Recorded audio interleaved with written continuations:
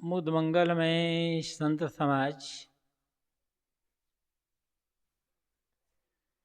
धर्म प्रेमी सज्जनों,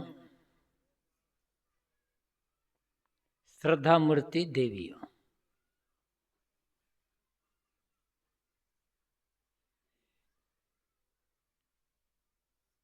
प्रायः हर मनुष्य को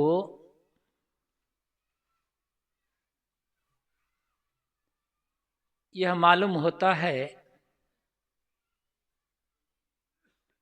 कि मनुष्य मात्र के शरीर में रोग प्रतिरोधक क्षमता होती है। कोरोना ने सिखा भी दिया है, इम्यूनिटी पावर आप कह सकते हो।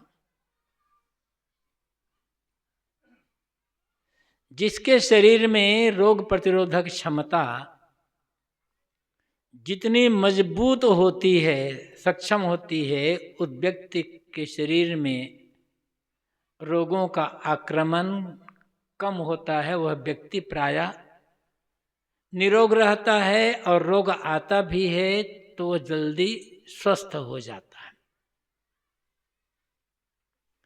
शरीर की रोग प्रतिरोधक क्षमता, इम्यूनिटी कैसे मजबूत बनी रहे, इसके लिए तो डॉक्टर अनेक उपाय बताते हैं। लोग भी अनेक प्रकार के उपाय करते हैं, किंतु मन में दुख प्रतिरोधक क्षमता कैसे बढ़े,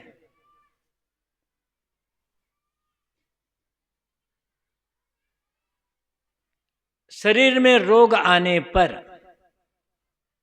वह रोग कितना जल्दी दूर हो, इसके लिए हर आदमी प्रयत्न करता है।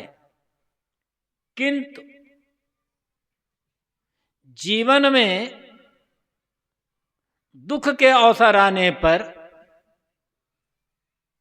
या सचमुच दुख आ जाने पर उस दुख से कितने जल्दी मुक्त हों,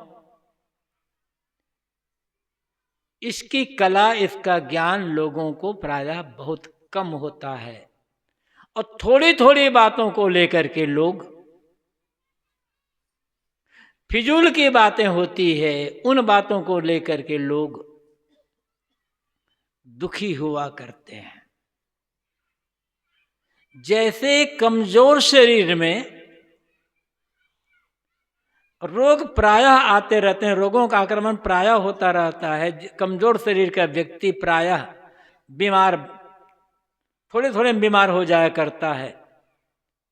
समझ लेना, यदि थोड़ी थोड़ी बातों को लेकर, बहुत मामूली छोटी छोटी बातों को लेकर बराबर दुखी होते रहते हैं तो आपका मन बहुत कमजोर है। कमजोर शरीर की चिंता होती है, कमजोर मन की चिंता प्रायः नहीं। लोग न जानते हैं न उपाय करते हैं। शरीर की रोग प्रतिरोधक क्षमता को मजबूत बनाए रखने के लिए बहुत दवाई की जरूरत नहीं है। यदि दवाई खा खा करके आप स्वस्थ होना चाहते हैं, इसका मतलब है आप एक नया रोग शरीर में बुलाना चाहते हैं या पैदा करना चाहते हैं। जितनी अधिक दवाई उतना ज्यादा रोग।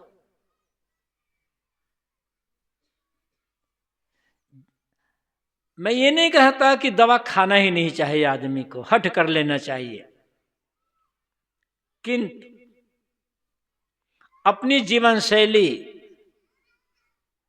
ऐसा बनाएं कि कम से कम दवाई खाना पड़े, मजबूर होकर के। जब काम नहीं चल रहा है तो दवाई खाएं। थोड़ी जुकाम हो गया, सर्दी हो गया, दवाई खा रहे हैं, मतलब है एक नया रोग आप पैदा कर रहे हैं, शरीर को और कमजोर कर रहे हैं। यदि हम अपने खान पान को, खाना तो जीवन भर है, अपने खान पान को जितना सात्विक, सुपाच्य और संतुलित रखते हैं, सादा भोजन, जल्दी पचने वाला, मिर्च मसाला, अधिक घी, तेल, खटाई, मिठाई से रहित भोजन करते हैं, तो शरीर प्रायः स्वस्थ रहेगा। अधिक मिठाई, अधिक खटाई, अधिक तेल, अधिक घी का मतलब है अधिक बीमारी। और ये चीजें खाने में बड़ी अच्छी लगती है। ये समझ लो, जो चीज खाने में बड़ी अच्छी लगेगी, जीवा के स्वाद के लिए जो चीज अच्छी होगी, वह चीज आपकी सेहत के लिए, आपके स्वास्थ्य, आपके शरीर के लिए अच्छी नहीं होगी। बिना मिर्च मसाले का भोजन, सादा नमक, बहुत तेल कम, अधिक चौंक, तो ये चीज खाने में भले ही स्वादिष्ट न लगे, लेकिन शरीर के लिए हितकर यही होता है। तो खान पान जितना संभव हो सात्विक, सुपाच्य, संतुलित रखें और समय पर खाने की कोशिश करें।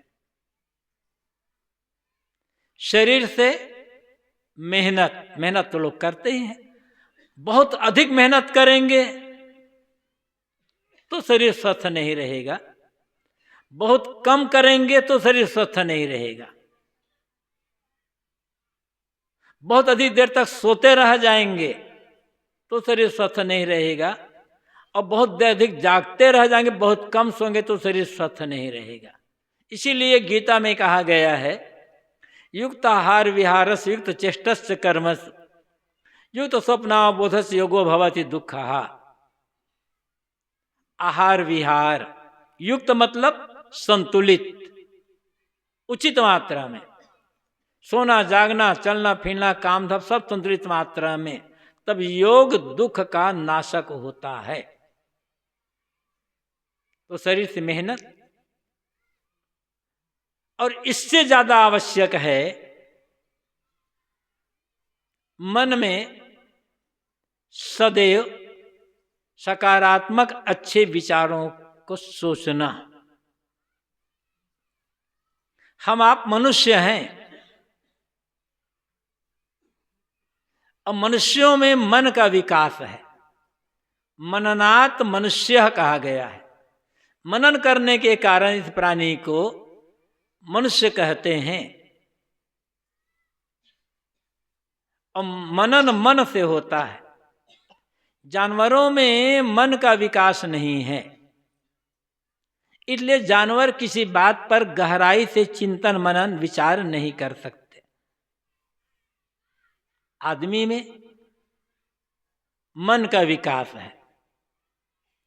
आदमी किसी बात पर गहराई से विचार कर सकता है।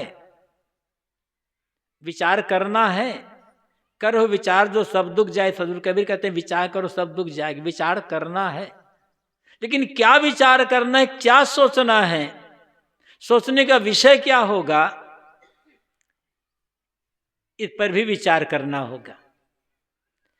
जितना गलत बात सोचेंगे, निगेटिव नकारात्मक सोचेंगे, ईर्ष्या, द्वेष, बैर, विरोध, लोभ, लालच, मनोविकार, विषय विकार की बात अधिक सोचते रहेंगे, तो इससे शरीर की रोग प्रतिरोधक क्षमता कमजोर होती जाएगी और शरीर बीमार होता जाएगा। जो व्यक्ति अत्यधिक क्रोधी होगा, बराबर क्रोध करता रहता है, जिसके मन में अधिक, सबके लिए अत्यधिक ईर्ष्या की भावना रहती है या घृणा की भावना रहती है, जो व्यक्ति बराबर दूषित विचार करता है, वह व्यक्ति शरीर से बराबर स्वस्थ नहीं रहेगा, जल्दी उसके शरीर में बीमारी आती जाएगी। क्योंकि जब हम अत्यधिक क्रोध में रहते हैं, ईर्ष्या में, घृणा में, द्वेष में रहते हैं, नकारात्मक बातें सोचते हैं, तो हमारे शरीर में जो ग्लैंड्स हैं, ग्रंथियां हैं, वहाँ से जो स्राव होता है बहुत दूषित होता है, और वह पूरा स्राव हमारे शरीर को कमजोर और रोगी बना देता है।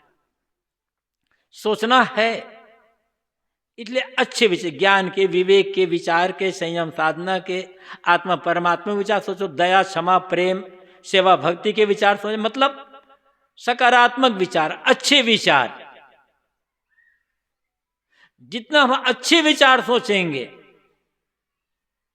दया, क्षमा आदि सद्गुणों के विचार करें, तो हमारे ग्रंथियों से जो स्राव होगा वो स्राव हमारे शरीर को स्वस्थ बना करके रखेंगे। तो मैंने कहा कि 3 बातों पर ध्यान: संतुलित खान पान, उचित पारिश्रमिक और सकारात्मक सोच, सकारात्मक चिंतन। इन तीनों बातों पर हम ध्यान रखते हैं तो हमारे शरीर की रोग प्रतिरोधक क्षमता मजबूत रहेगी। लेकिन इससे अधिक आवश्यक है मन की दुख प्रतिरोधक क्षमता का विकास करना। ऐसा नहीं है कि जीवन में दुख के अवसर नहीं आएंगे, आएंगे, बराबर आएंगे। कभी व्यापार में घाटा हो जाएगा, कभी खेती बर्बाद हो जाएगी, कभी परिवार में किसी की मौत हो जाएगी, कभी भरी सभा में अपमान हो जाएगा, या कभी ऐसे कुछ और, कभी शरीर में भयंकर बीमारी आ जाएगी। ये सब क्या है? दुख के अवसर। ऐसे और लोग सोचला, बड़ी बड़ी प्रतिकूलताएं आती हैं, बड़ी बड़ी समस्याएं जीवन में आती हैं, और ये समस्याएं जीवन भर आएंगी और हर आदमी के जीवन में आएंगी। और जितना बड़ा होते जाएंगे समस्याएं और प्रतिकूलताएं उतना ज्यादा आती जाएंगी।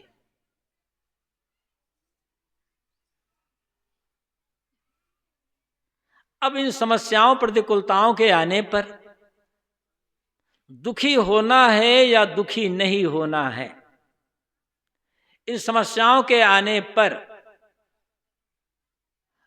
रो रो करके अपने समय शक्ति को बर्बाद करना है या दृढ़ रह करके शांत रहना है, ये अपनी अपनी समझ पर निर्भर करता है। यहां बहुत पढ़ाई लिखाई काम नहीं आएगी, बड़ी विद्वता काम नहीं आएगी।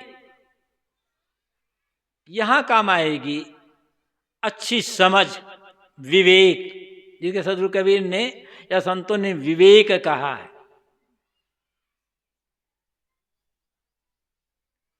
कहीं कबीर ते बाँचे हैं जाके हृदय विवेक, सदगुरु कबीर कहते हैं। शब्द विवेकी पारखी, शब्दों को विवेकी हो। विवेक मतलब तथ्य बोध, जो जैसा है उसको वैसा समझ लेना।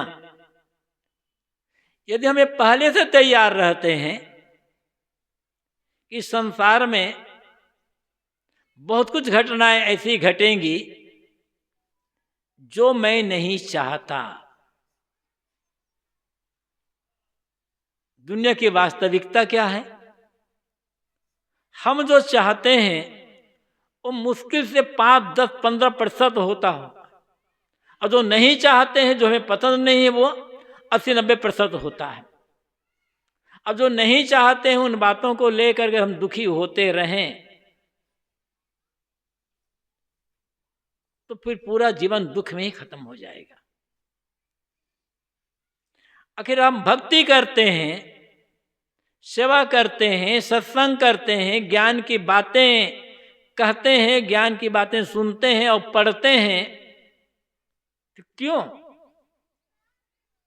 केवल मनोरंजन के लिए, या समाज हमें लोग अच्छा माने, हमें लोग बड़ा ज्ञानी माने, हमें लोग बड़ा महात्मा माने, हमें लोग बड़े भगत और सत्संगी माने, इसके लिए कर रहे हैं? यदि इसी के लिए करते हैं तो जिंदगी भर दुखी रहना होगा और रोते रहना होगा। ज्ञान का अर्थ या भक्ति का अर्थ दुखी न होना।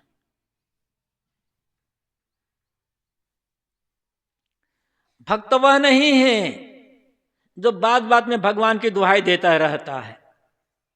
भक्त वह नहीं है जो मंदिर में जाकर के बराबर पूजा करता रहता है। भक्त वह भी नहीं है जो किसी नाम को बराबर जप करता रहता है। ठीक है, ये भक्त के बाहरी लक्षण है।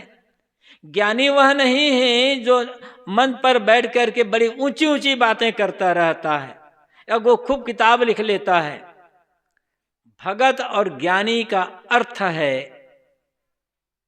कि किसी भी बात को लेकर दुखी ना होना। आखिर ये सब क्यों कर रहे हैं? भक्ति क्यों कर रहे हैं? सत्संग क्यों कर रहे हैं? सेवा क्यों कर रहे हैं? ध्यान चिंतन क्यों कर रहे हैं? लिखना पढ़ना क्यों कर रहे हैं? केवल फैशनबाजी के लिए तो नहीं कर रहे हैं हम लोग। जीवन में बदलाव आना चाहिए ना। अब बदलाव का अर्थ क्या है?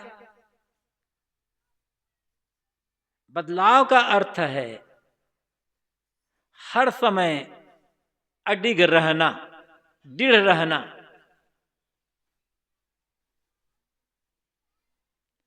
इसी के लिए आवश्यकता है दुख प्रतिरोधक क्षमता। जो घटना घटने वाली है पहले से हर बात के लिए अपने को तैयार रखना। ये समझना होगा ये दुनिया परिवर्तनशील है। यहां हर चीज हर समय परिवर्तित हो रही है। स्थिर कुछ भी नहीं है। जो हम देखते हैं बाहर उनमें स्थिर कुछ भी नहीं है। सब कुछ बदलने वाला, सब कुछ बदलने वाला। जरा सोच ले, यहां जितने भी लोग बैठे हैं, हम और आप, क्या किसी का शरीर स्थिर है? स्थिर शरीर स्थिर रहता तो हम और आप बच्चे के बच्चे रहते, कभी जवान नहीं हो पाते, पौड़ भी नहीं हो पाते। कितना बदल गया शरीर। अब हम अपना बचपना खोजने के लिए जाएं, जवानी खोजने के लिए जाएं और सोचे जवानी और बचपना को वापस लौटा लें, तो क्या संभव है? क्या जवानी मिलेगी, बचपना मिलेगा, जवानी लौट करके आएगी? संभव ही नहीं, कोई उपाय ही नहीं है। ये तो उदाहरण दिया। ऐसे हर चीज बदल रही है। जब हर चीज बदल रही है तो लाभ घाटा में बदलेगा, जन्म मौत में बदलेगा, सम्मान अपमान में बदलेगा, प्रशंसा निंदा में बदलेगी। ऐसे अब आप सोच लें, सम्मान मिल रहा है तो हर जगह सम्मान नहीं मिलेगा, अपमान भी मिलना। जब सम्मान मिले कहीं तो अपमान के लिए पहले से तैयार रहना, तो अपमान दुख नहीं देगा। अब ये सोचेंगे हर जगह मेरा सम्मान ही होता रहे, कभी अपमान ना हो, तो अपमान आने मिलने पर न इतना रोगे कि आंसू भी सूख जाएंगे आपके। जब परिवार में किसी का जन्म हो तो पहले तैयार होगा परिवार में किसी की मौत भी होगी, आदमी उत्कल होगी। कौन सा ऐसा परिवार बचा है दुनिया में जिस परिवार में कभी किसी की मौत ना होगी, या मौत हुई नहीं है?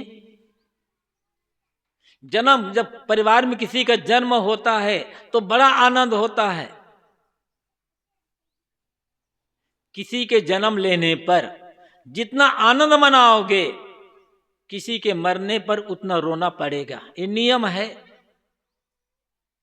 ठीक, जन्म लेने पर आनंद मनाओ, मैं रोने के लिए नहीं कह रहा हूं, लेकिन पहले से तैयार रहना होगा। कच्चा मन बनाकर, ये कच्चा शरीर में जितना बराबर का रोग होता है ना, ऐसे कच्चे मन में बराबर रोग होता रहेगा।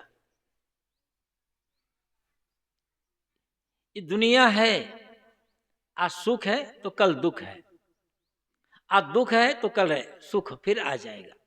सुख दुख दोनों रहते जिसमें जीवन है वो गांव, कभी धूप तो कभी छांव। तो सुख आ गया तो करना क्या है? दुख प्रतिरोधक निरोधक क्षमता का मतलब क्या होता है? सुख आने पर उछले ना, अहंकार ना करें। यदि सुख आने पर उछलेंगे, अहंकार करेंगे, तो दुख आने पर माथा पकड़कर सिर पकड़ करके बैठ जाना पड़ेगा। गुरुदेव जी ने कविता में लिखा है, जीवन नभ में सुख दुख के बादल आते जाते हैं, सुख दुख के बादल आते जाते है जीवन धन्य उसी का। सुख दुख के बादल आते जाते रहते हैं, सह जीवन धन्य उसी का जो मन पर है नहीं लाते। जो सुख दुख में उलझा है वह जीवन हार गया है, जिसको सुख दुख झूठे हैं वह भव से पार गया है। जैसे आकाश में बादल आते हैं लेकिन बादल रुकते नहीं हैं। बरसात के दिनों में, भादों के महीना में कभी कभी इतनी घनघोर काली घटा छा जाती है कि दिन में ही अंधकार जैसा लगता है। दोपहर में 12-2 बजे लगेगा कि मानो अब बिल्कुल सांझ हो गई, रात होने वाली है, इतने घनघोर बादल। लेकिन क्या वो स्थिर रहते हैं? 2 घंटा 4 घंटा फिर सूरज निकलता है। लेकिन सूरज निकला नहीं रहता हमेशा, कभी कभी सूरज बादल से ढक जाता है और अस्त तो होना ही है। तो ऐसे जीवन का जो आकाश है, इसमें समय समय पर सुख और दुख के बादल आते जाते रहते हैं। गुरुदेव जी लिखते हैं, है जीवन धन्य उन्हीं का जो मन पर है नहीं लाते। लेकिन ये सुख और दुख को जो मन पर नहीं लाते, छोड़ देते हैं बाहर। ठीक है, सावधान। इस पर मैं वो कहानी कहा करता हूं, अपने अनेक लोगों को याद होगी, फिर से दोहरा देता हूं कि कैसे हमें जीवन में संतुलित रहना है, समभाव में, समता भाव में रहना है। दुख प्रतिरोधक क्षमता का अर्थ होता है सुख और दुख में समता में रहना। एक आदमी एक सेठ के यहां काम करता था, बड़ा ईमानदार, कर्मठ, सेवापरायण, विनम्र, कार्यकुशल। उसके व्यवहार से, बातचीत से, उसे काम करने के ढंग से सेठ और सेठ के परिवार के सभी सदस्य, उनके यहाँ सेठ के यहाँ काम करने वाले अन्य नौकर चाकर सब बड़े खुश रहते थे, कभी शिकायत को असर नहीं देते थे। वो बहुत दिनों से वो व्यक्ति काम कर रहा था। एक दिन अचानक बिना सूचना दिए वो व्यक्ति काम पर नहीं आया। अब सब जानते हैं कि जो व्यक्ति जो काम बराबर करता रहता है, लोग सोचते हैं भाई वो तो है ही, वो सब काम हो जाएगा। और अचानक काम पर ना आए तो थोड़ा काम रुकता है। अचानक काम पर नहीं आया, थोड़ी अड़चन तो आई, लेकिन व्यवस्था कर ली गई, काम चल गया। सेठ ने सोचा कि ये आदमी मेरे यहाँ बहुत दिनों से काम कर रहा है और सबसे अच्छा आदमी यही है, काम करने में भी, ईमानदारी में भी, बात व्यवहार में भी, किंतु इसकी तनख्वाह मैंने आज तक नहीं बढ़ाई है। मुझे इस आदमी की तनख्वाह बढ़ा देना चाहिए। ऐसा सोचकर सेठ ने तनख्वाह बता दिया। उसे तो वो काम पर तो आया नहीं, तो पता नहीं तनख्वाह बढ़ गई मेरी। सेठ ने तनख्वाह बढ़ा दी। 2-3 दिन के पश्चात वो व्यक्ति काम पर आया, काम करने लगा। वो महीना पूरा हुआ तो अगले महीने पहले तारीख को तनख्वाह मिली, तो बढ़ी हुई तनख्वाह मिली। और आदमी का स्वभाव क्या है, जब पैसा ज्यादा मिलता है ना तो खुशी हो जाती, चेहरे में चमक आ जाती है। उस व्यक्ति ने गिना पैसा ज्यादा, चुपचाप जेब में रख लिया, कोई खुशी नहीं, कोई प्रसन्नता नहीं। और ये भी नहीं कहा सेठ जी आपने बड़ा अच्छा किया, मेरी तनख्वाह बढ़ा दिया, कोई आभार नहीं, कोई धन्यवाद नहीं दिया, चुपचाप चला गया। काम करता रहा। 6-8 महीने बीते। एक दिन फिर अचानक काम पर नहीं आया। सेठ ने सोचा आदमी तो बढ़िया है, लेकिन अचानक काम पर आना बंद कर देता है, बताता भी नहीं है। थोड़ा सा नाराज हुआ सेठ। तनख्वाह घटा करके फिर उतना कर दिया जितने तनख्वाह पहले थी। 3 दिन के बाद आदमी काम पर आ गया, काम करने लगा। वो महीना पूरा हुआ, अगले महीने पहले तनख्वाह मिली तो घटी हुई तनख्वाह मिली, पैसा कम मिला। गिना, चेहरे पर कोई दुख नहीं, उदासी नहीं। पूछा भी नहीं सेठ जी आपने मुझसे क्या गलती हुई, आपने तनख्वाह घटा दी। गिना, चुपचाप जाने लगा। सेठ को बड़ा आश्चर्य हुआ, इसकी तनख्वाह मैंने बढ़ाई थी तो खुश भी नहीं हुए, धन्यवाद भी नहीं दिए। तनख्वाह घटा दी, आदमी दुखी भी नहीं हुआ, शिकायत भी नहीं करता। बात क्या है? उन्होंने कहा सुनो भाई इधर आओ कि सेठ जी क्या बात है, तुम कैसे आदमी हो? जब मैंने तुम्हारी तनख्वाह बढ़ाई थी तब तुम खुश भी नहीं हुए, आभार भी नहीं माने, धन्यवाद भी नहीं दिए, और अभी तनख्वाह तुम्हारी घटा दी तब तुम दुखी भी नहीं हुए, शिकायत भी नहीं करते हो। बात क्या है? उसने कहा सेठ जी इसमें आभार मानने की और शिकायत करने की बात क्या है? पहली बार जब मैं काम पर नहीं आया था तो मेरे यहां बेटा पैदा हुआ था। बेटा पैदा हो तो काम तो बढ़ गया। आपने तनख्वाह बढ़ाया तो मैंने सोचा बेटा अपने हिस्से का लेकर आखा, आखिर बेटा पैदा हो खर्चा तो बढ़ गया ना, तो बेटा अपने हिस्से का लेकर के आया हुआ है। इसमें धन्यवाद देने के आभार मानने बात क्या थी? अभी जब मैं काम पर नहीं आया तो मेरी माँ की मृत्यु हो गई थी, अपनी तनख्वाह घटा दिया। मैं सोचा माँ अपने हिस्से का लेकर चली गई, इसमें शिकायत की बात क्या है? कितनी बढ़िया बात है। ये जीवन जीने की सुंदर कला है इसमें। यही है विवेक का फल, यही है समझदारी का फल। जीवन में अनुकूलता प्रतिकूलता आना है। जिनकी हम पूजा करते हैं, जिन्हें महापुरुष कहते हैं, संत कहते हैं, सदगुरु कहते हैं, उनके जीवन को देखो।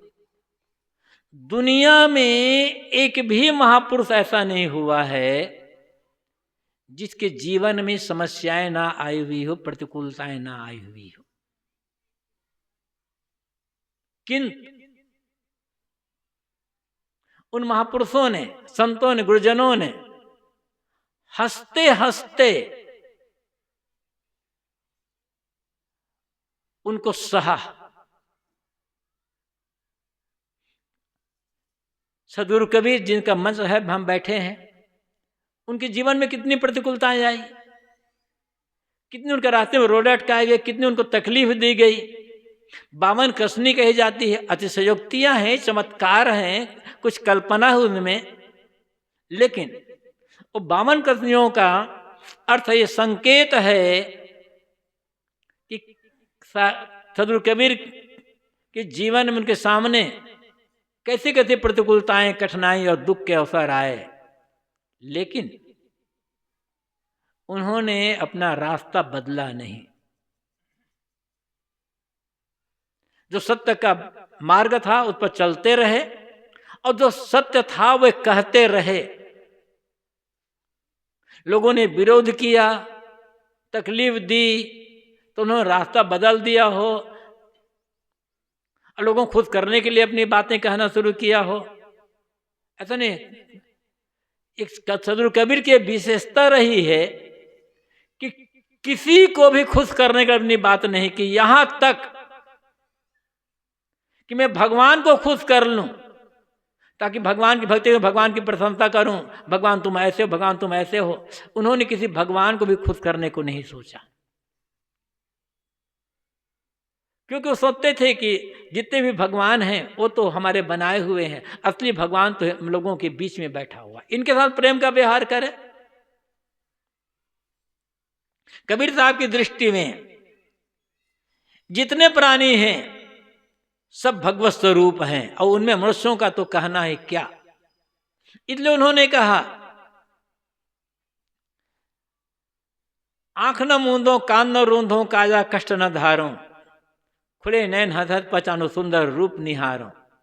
भगवान को देखने के लिए मुझे आंख कान बंद करना नहीं, खुले नेत्रों से मैं जिधर देखता हूँ मुझे भगवान दिखाई पड़े। देखो सामने इधर भगवान बैठे, इधर भगवती बैठी हुई है, इधर देवता बैठे हैं, इधर देवियां बैठी है।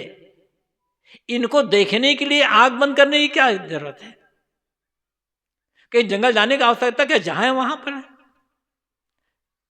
है। कहा है बड़े प्रेम से मिलना तुम दुनिया में इंसान रे, ना जाने किस वेश में भागा बाबा मिल जाए भगवान। किस वेश में नहीं, हर वेश में मिले हुए हैं भगवान। जिस वेश में चाहो उस वेश में मिल सकते हैं, सामने बैठे हैं। तो मैं कह रहा था कबीर साहब के जीवन में अनेक प्रतिकूलताएं आई, लेकिन चलते रहे। दयानंद के जीवन में देखो, विवेकानंद के जीवन में देखो, स्वामी दयानंद को तो जहर ही दे दिया गया। विवेकानंद कि जिसमें कितनी कितनी बुराइयां की है। स्वामी विवेकानंद हिंदू समाज को उत्थान के लिए उन्होंने कितना, हिंदू जागरण के लिए, और हिंदुओं कितनी प्रशंसा की पूरे भारत में, भारत के बाहर जा करके, लेकिन हिंदुओं ने ही विरोध किया उनका। लेकिन वो रुके नहीं, डरे नहीं, दुखी भी नहीं हुए, परेशान भी नहीं हुए। स्वामी दयानंद की बात आई तो एक घटना उनके जीवन के संबंध में कही जाती है। एक बार स्वामी दयानंद को बदनाम करने के लिए, स्वामी दयानंद का मजाक उड़ाने के लिए लोगों ने क्या किया, स्वामी दयानंद का पुतला बनाया। उस पुतले को गधे पर बैठाया और चेहरे पर काली पोत दिया गया, जूते की माला पहना दिया गया और नगर में घुमाने लगे ताकि स्वामी दयानंद की बदनामी हो, निंदा हो। नगर में घुमाने लगे। किसी ने स्वामी दयानंद से आकर कहा, स्वामी जी क्या है, आपको बड़ा अपमान हुआ जा रहा है कि क्या हो गया? कहा कि आपका पुतला बना करके लोग गधे पर बैठाकर, जूतों की माला पहनाकर, चेहरे में काली पोत करके लोगों घुमा रहे हैं। तो स्वामी दयानंद कहा, अरे स्वामी दयानंद सरस्वती ने कहा, नकली दयानंद का हाल तो वही होगा, असली दयानंद तो मैं बैठो चुपचाप यहाँ पर। वो तो नकली दयानंद है ना, मेरा कहाँ अपमान हो रहा है? ये है दुख आने पर भी, अपमान आने पर भी दुखी ना होना। उनके जीवन की एक और घटना याद आ जाती, कैसे जिन्हें हम महापुरुष कहते हैं उनका जीवन कैसे महान होता है और हम में अंतर क्या होता है। स्वामी दयानंद उधर पौड़ी गढ़वाल की तरफ थे, तो जहां रहते थे वो थोड़ी दूर पर एक महात्मा की कुटिया थी। वो महात्मा स्वामी दयानंद के विचार से चिढ़ गए थे। स्वामी दयानंद मूर्ति पूजा के विरोधी, अवतारवाद के विरोधी, ये तमाम ये मंदिर जाकर पूजा करने के विरोधी और बराबर उतनी के छुआछूत के विरोधी, इससे काफी मूर्ति पूजने वाले लोग या ऐसे कई लोग अवतारवाद के लोग काफी चिढ़ गए थे। तो महात्मा स्वामी दयानंद को बड़ी निंदा करते थे, बड़ी बुराई, बहुत गाली दिया करते थे। स्वामी जी सुनते थे, जानते थे, कुछ कहते नहीं थे। एक दिन एक भक्त एक टोकरा आम लाया, आम का सीजन था। एक टोकरा पके हुए आम लाए, स्वामी जी को भेंट किए, चढ़ाए। उसमें से छांट छांट कर स्वामी दयानंद ने बढ़िया बढ़िया 8-10 आम निकाला, एक थैला में रखा और एक भगत से कहा, जाओ ये आम ले जाओ, वो सामने कुटिया में जो महात्मा रहते ना उसको दे करके आओ। उस भगत ने कहा, स्वामी जी वो तो आपको गाली देते हैं, आपकी बुराई करते हैं, आपकी खूब निंदा करते हैं, आप उनको आम भिजवा रहे हैं। स्वामी ने कहा, नहीं ठीक है, कोई बात नहीं, तुम जाओ तो देकर आओ। तो उस भक्त ने कहा, आखिर स्वामी जी जाऊंगा, वो पूछेंगे कि आम कौन भिजवाए हैं, उन्होंने क्या कहा है तो मैं क्या कहूँगा। स्वामी जी ने बता दिया, ऐसा कह देना। वो गया,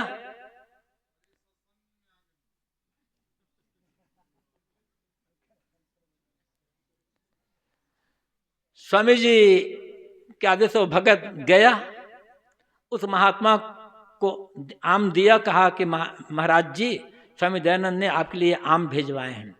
मेरे लिए आम भिजवाए हैं? मैं मेरे लिए नहीं भिजवाए, मैं तो उनको खूब गाली देता हूँ, उनको विरोध करता हूँ, निंदा करता हूँ, मेरे लिए थोड़े भिजवाए होंगे। उन्होंने कहा नहीं, आपके लिए भिजवाए हैं। अच्छा, तो क्या कहा उन्होंने? तो स्वामी जी ने कहा है, वो महात्मा मुझे गाली देते, निंदा करते हैं, तो गाली देने निंदा करने से उसके शरीर में शक्ति घट जाती है, आम खाएंगे ना शक्ति बढ़ेगी तो और अधिक गाली देंगे, इसलिए भिजवाया है। अब है, ये है महानता उनकी। इतने गाली निंदा पाकर भी दुखी नहीं हुए, उन अपने विरोधी के लिए आम भेजवाए। क्यों? मजबूत मन, विवेक का, विचार का, साधना का, ध्यान भक्ति का, सत्संग का फल क्या होना चाहिए? मजबूत मन। शरीर मजबूत रहे या ना रहे, मन मजबूत होना चाहिए। गांधी जी का शरीर कितना मजबूत था, दुबला पतला आदमी, पूरे अंग्रेज गवर्नमेंट हिलाकर रख दिए। क्यों? मन मजबूत। तो बात यह है, दुख प्रतिरोधक क्षमता का अर्थ होता है विवेक का जागरण, समझ की मजबूती, समता भाव में जीना। शरीर के लिए हम जितनी चिंता करते हैं उससे अधिक चिंता हमें मन की करनी होगी, और चिंता नहीं करनी, काम करना है। हर हाल में अपने को प्रसन्न बना करके रखना।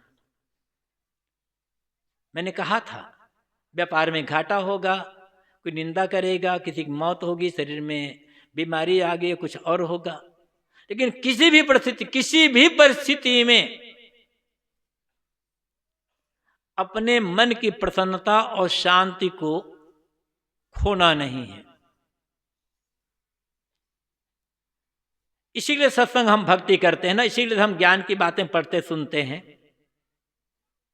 दुख प्रतिरोधक क्षमता का अर्थ होता है विवेक का जागरण। कृष्ण के जीवन में कितनी समस्याएं आई, बुद्ध महावीर के जीवन में कितनी समस्याएं आई, या अन्य और महापुरुष के जीवन में कितनी समस्याएं आई,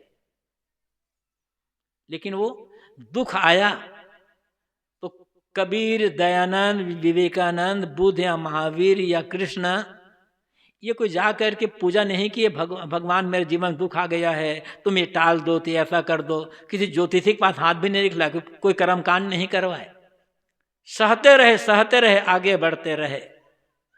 और जो जितना सहेगा उतना बड़ा होगा, उसके जीवन में चमक उतनी आएगी। हीरा को जितना कसा जाता, घिता जाता है, उसके जीवन में चमक उतनी आती है। हम थोड़ी सी कसौटी से घबरा जाते हैं, थोड़ी सी बात से हम दुखी हो जाते हैं। ये कमजोर मन बनाकर दुनिया में शांति से, प्रसन्नता से, आनंद से जिया नहीं जा सकता है। जो करना है सब करें। अब जिसकी पूजा करते हैं, जिसकी आराधना करते हैं, वो आपकी भावना है, लेकिन समझ ले पूजा भक्ति का अर्थ होता है मजबूत मन। मेरा भाई को कितनी तकलीफ दी गई, कहते हैं उसके कमरे में सांप भेज दिया गया, उन्हें जहर दिया गया, पता नहीं क्या क्या, लेकिन मीरा रुकी। मीरा को जहर देने वाले कब के मर गए, और मीरा आज भी अमर है, जीवित है नाम से। मीरा को जहर देने वाले को कोई नहीं जानता, और मीरा को भक्ति मार्ग में सब लोग जानते हैं। इतनी अद्भुत। महाराणा प्रताप मीराबाई के सगे भतीजे थे। वैसे महाराणा प्रताप भी झुके नहीं अकबर के सामने, भले जंगल में जाकर के घात की सूखी रोटी खाना पड़ा, भूखों मरना पड़ा, लेकिन वे झुके नहीं। और महाराणा प्रताप को आज हम अपना आदर्श मानते हैं, भी आदर। तो आवश्यकता इस बात की है कि सुख आने पर उछले ना और दुख आने पर रोए ना। ये जब हम ऐसा कर लेंगे तो जीवन का मर्म, जीवन का आनंद, जीवन की वास्तविकता को तब समझेंगे, और धर्म के नाम पर हम जो कुछ भी कर रहे हैं वो सब करना सार्थक हो जाएगा और जीवन हमारा सफल हो जाएगा। थोड़ी चर्चा मैंने की, अपनी वाणी को यहीं विराम। आप सबके प्रति बहुत आभार, धन्यवाद। बोलिए सद्गुरु देव की जय। आप सब अभी बैठे रहें। अभी हम लोग परम पूज्य गुरुदेव जी के अमृत विचार श्रवण कर रहे थे। जो भक्त सज्जन माता बहनें निकट आकर गुरुदेव जी की बंदगी करना चाहें आ सकते हैं। यहाँ पर